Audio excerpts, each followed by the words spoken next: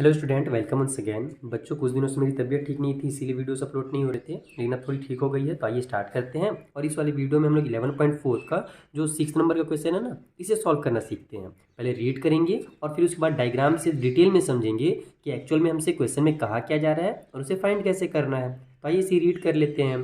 To cross roads each of with 10 meter cut at right angles through the center of a rectangular park of length 700 meter and breadth जो है वो 300 meter है and parallel to its side. यानी क्या बोला जा रहा है कि दो रोड हैं, एक की जो लेंथ है वो 700 मीटर है, दूसरी जो है वो 300 मीटर है।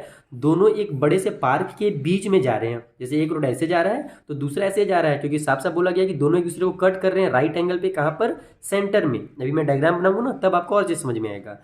तो हमसे क्या बोला जा रहा कि find the areas of road, है ना, यानी कि रोड्स जो है उनके एरिया फाइंड करने अपने को।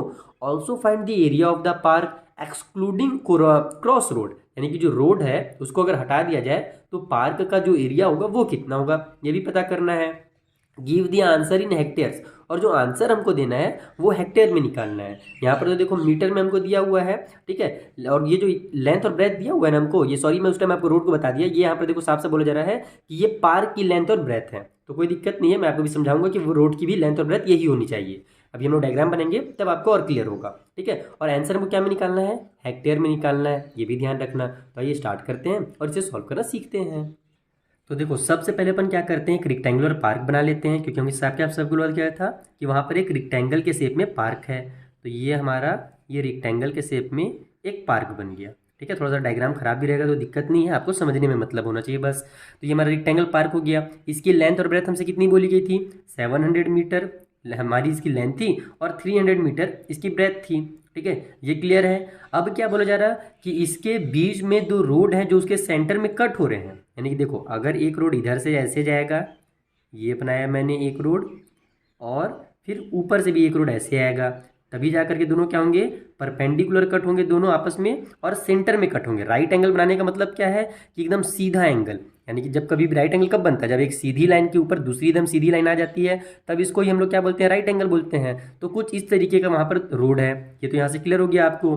अब क्या बोला जा रहा है कि हमको रोड का ही एरिया निकालना है, लेकिन जो रोड की हमको बेथ कितनी दी गई है, इसकी जो विड्थ दी गई है वो 10 मीटर है। यानी जो ये चौड़ा रोड है ना, इसकी जो चौड़ाई जिसको हम बोलते हैं, विड्थ जिसको बोलते हैं, वो हमारी 10 मीटर है। तो केवल एक की नहीं, दोनों की, इधर से भी यहाँ से यहाँ तक जो इसकी चौड़ाई है वो भी क्या है? 10 मीटर है। अब आप यहाँ पर ये ध्यान दो कि अगर हमको इसका एरिया निकालना है दोनों रोड का, तो उसके लिए हमको क्या जानना है? इसका लेंथ और ब्रेथ, क्योंकि हम जानते हैं रेक्टेंगल का शेप में जब कोई भी आता है हमारे पास, तो उसका एरिया निकालने के लिए लेंथ और ब्रेथ की मल्टीप्लाई करनी पड़ती है। तो अगर आप देखोगे कि यहाँ से यहाँ तक की जो दूरी है और यहाँ से यहाँ तक की जो दूरी है, दोनों बराबर है। यानी कि अगर यहाँ से यहाँ तक 700 मीटर है, तो ये भी यहाँ से यहाँ तक क्या होगा? 700 मीटर ही होगा। इसका मतलब ये वाला जो रोड है ना, इसकी लेंथ होगी हमारी 700 मीटर, और ब्रेथ, ब्रेथ मतलब यहाँ से यहाँ तक, ठीक है। तो ये यहाँ से यहाँ तक 10 मीटर बोला गया था। विड्थ जो बोली गई थी वो 10 मीटर है। इसका मतलब कि इसकी जो ब्रेथ भी होगी वो 10 मीटर ही होगी। विड्थ और देखो ब्रेथ जो होता है ना, वो दोनों सेम चीज होता है। तो यहाँ पर जो हमारा इसका ब्रेथ निकल गया वो 10 मीटर निकल गया। सेम उसी तरीके से अगर हम लोग इस वाले रोड का देखें, तो इसका जो लेंथ होगा और इस यहाँ से यहाँ तक की जो दूरी है, दोनों बराबर है। इसका मतलब इसका लेंथ कितना है? 300 मीटर हो गया, और इसकी भी जो विड्थ है यानी कि जो ब्रेथ है वो कितनी है? 10 मीटर है। तो इसका भी हमको लेंथ और ब्रेथ दोनों पता चल गया। लेकिन अब अगर आप यहाँ पर एरिया निकालोगे इस वाले रोड का और इस वाले रोड का, तो कुछ तो उसका नाम देना पड़ेगा ना, नहीं तो डायरेक्ट लिखोगे तो कंफ्यूज हो जाएगा चेक करने वाला कि आप किस रोड के बारे में बात कर रहे हो। तो सबसे अच्छा तरीका है कि आप यहाँ पर नाम दे दो, ठीक है। पूरे पार्क का भी नाम दे सकते हो, नहीं तो पार्क का नहीं भी दोगे तो कम से कम रोड का नाम दे दो। तो मैं इस रोड का नाम, यानी देखो ये हमारा एक डब्बा बना हुआ है ना, छोटा सा, एक तरह से आप कह लो लंबा सा डब्बा बना हुआ है। तो इसका नाम मैं ABCD से स्टार्ट करता हूँ, ठीक है। ये हो गया A, इधर हो गया B, ये वाला जो पॉइंट है ये C, और ये वाला जो पॉइंट है ये हो गया D। तो ये जो हमारा रोड है ये हमारा ABCD हो गया।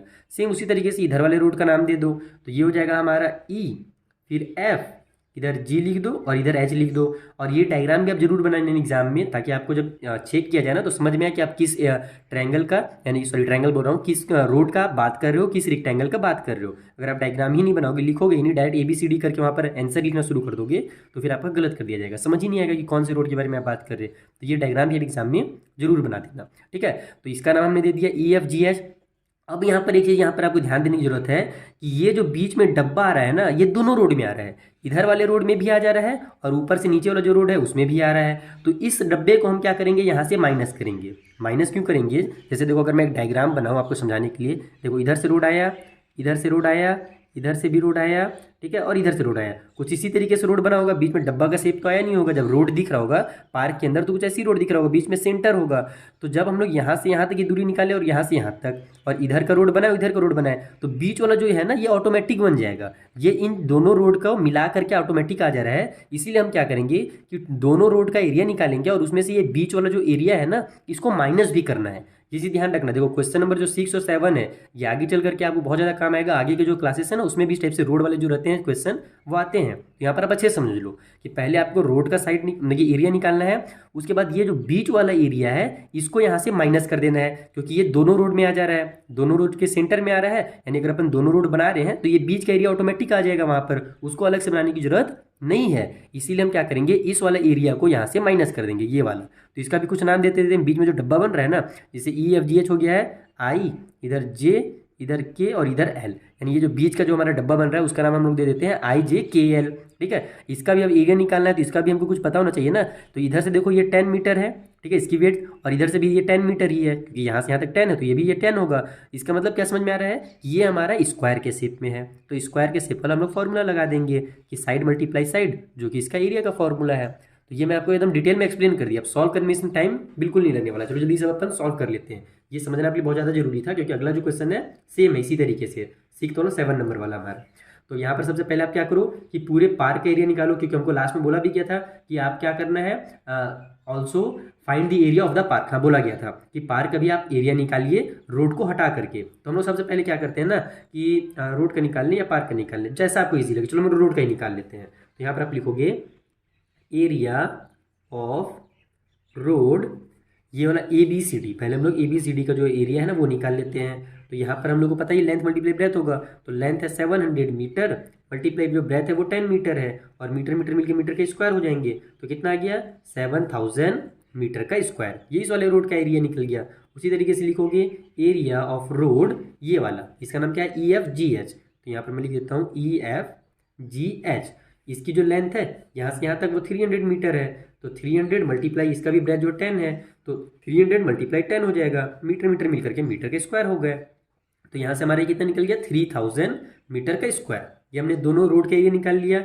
अब हम लोग निकालेंगे इसको हटा करके, यानी टोटल जो एरिया है ना रोड का वो निकालेंगे। तो अब हम लोग क्या करते हैं, इसका पहले एरिया निकाल लेते हैं। यहाँ पर आप लिखो एरिया ऑफ आई जे के एल, एकदम शॉर्ट में लिखो। अब देखो हम लोग ना जो नाम दिए हैं उसे फायदा यही होगा कि आपको ये जो स्टेटमेंट है शॉर्ट में लिखना पड़ेगा। आपको बड़ा बड़ा स्टेटमेंट नहीं लिखना है यहाँ पर कि सेंटर में जो स्क्वायर बन रहा है उसका एरिया, ऐसे मत लिखो। सिंपल आप एरिया ऑफ आई जे के एल कर दो, तो इसका जो एरिया होगा वो 10 मल्टीप्लाई 10 हो जाएगा, क्योंकि इसका लेंथ और ब्रेथ दोनों सेम है। मीटर मीटर मिलके यहाँ भी मीटर के स्क्वायर हो गए, तो ये हो गया हमारा 100 मीटर का स्क्वायर। ये निकल गया इसका एरिया। अब अपन क्या करेंगे, हमसे देखो क्वेश्चन में क्या क्या बोला था, मैं फिर से एक बार रीड कर दे रहा हूँ कि find the area of the roads, यानी कि जो रोड्स है ना, यानी दोनों रोड मिला करके रोड्स होंगे तो उनका एरिया निकालना है। तो यहाँ पर आप लिखोगे एरिया ऑफ बोथ रोड्स, दोनों रोड्स का जो एरिया है वो हम लोग कैसे निकालेंगे, तो ये 7000 और 300 को प्लस करेंगे इधर और इधर से, और ये जो बीच वाला एरिया है इसको वहाँ से क्या करेंगे, हटा देंगे, माइनस कर देंगे, तो हमको दोनों रोड का एरिया मिल जाएगा। तो यहाँ पर आप लिखो 7000 प्लस में 300, सॉरी 300 बोल रहा हूँ, 3000, और उसमें से माइनस कर देंगे हम लोग ये 100 वाला, और ये सब क्या में है, मीटर के स्क्वायर में है, तो लास्ट में मीटर के स्क्वायर जरूर लिख दो। तो ये हो गया हमारा 10,000, 7000 और 3000 कितना होगा, 10 हो जाएगा। 10,000 में से 100 अपने को माइनस करना है। जीरो में से जीरो माइनस हुआ, जीरो में से जीरो माइनस हुआ। अब यहाँ जीरो में से 1 माइनस नहीं हो सकता, बोरो करके 10 बनेगा। 10 में से 1 माइनस हुआ तो 9 आ गया। यहाँ पर अब 9 बचा है बोरो देने के बाद इधर, तो 9, अब हमारे पास इधर कुछ है ही नहीं, तो 9 का 9 उतर गया, और ये अपना 1 इधर पूरा बोरो दे दिया था, तो वहाँ पर कुछ नहीं बचा है। यानी 10,000 में से 100 माइनस करेंगे तो 9,900 आ जाएगा। इसका मतलब क्या हुआ कि जो रोड्स की एरिया है, दोनों रोड की एरिया वो 9,900 मीटर का स्क्वायर है। लेकिन हमको इसको मीटर के स्क्वायर में नहीं निकालना था, इसको तो अपने को क्या करना था, हेक्टेयर्स में निकालना है ना। साफ साफ देखो लास्ट में बोला गया था कि give the answer in hectares. तो यहाँ पर हम क्या करेंगे, लिखेंगे एरिया इन हेक्टेयर, ठीक है, हेक्टेयर।